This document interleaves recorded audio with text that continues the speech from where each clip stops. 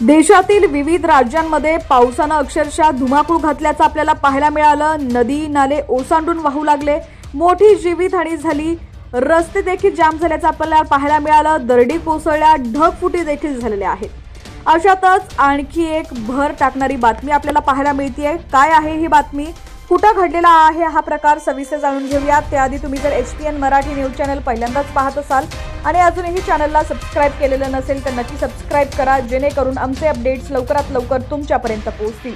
हीच बातमी तुम्ही फेसबुकवरती देखील पाहत असाल तर आमच्या HPN मराठी न्यूज या फेसबुक पेजला देखील नक्की फॉलो करा। इथे देखील आमचे अपडेट्स लवकरात लवकर तुमच्यापर्यंत पोहोचण्यास मदत होईल। तर हिमाचल प्रदेशमधील अनेक भागात निसर्गाचा प्रकोप बघायला मिळालाय। तब्बल 11 ठिकाणी ढगफुटी झाली आहे। नद्या नाल्यांना अचानक आलेला पूर आणि बऱ्याच ठिकाणी झालेल्या भूस्खलनामुळे हाहाकार उडालाय।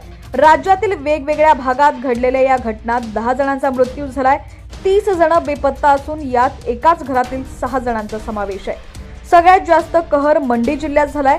या पावसानं 2023च्या आठवणी पुन्हा जाग्या केलेल्या आहेत। हिमाचल प्रदेशात मंगळवारी 11 ठिकाणी ढगफुटी झाली, 4 ठिकाणी अचानक पूर आला तर एका ठिकाणी भयंकर भूस्खलन झाल्याची घटना घडली।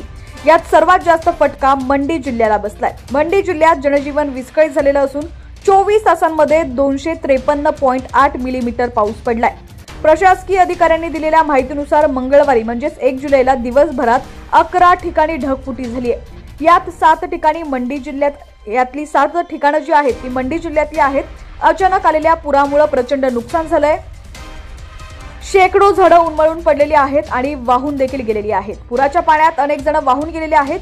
प्रशासनाच्या माहितीनुसार 30 लोक बेपत्ता असून त्यांचा शोध सुरू आहे। एकाच कुटुंबातील 6 जण बेपत्ता आहेत। मंडी जिल्ह्यातील गोहरमध्ये 4 ठिकाणी, करसोगमध्ये 3 ठिकाणी तर धरमपूरमध्ये 2 ठिकाणी तर थुनागमध्ये एका ठिकाणी ढगफुटी झालेली आहे।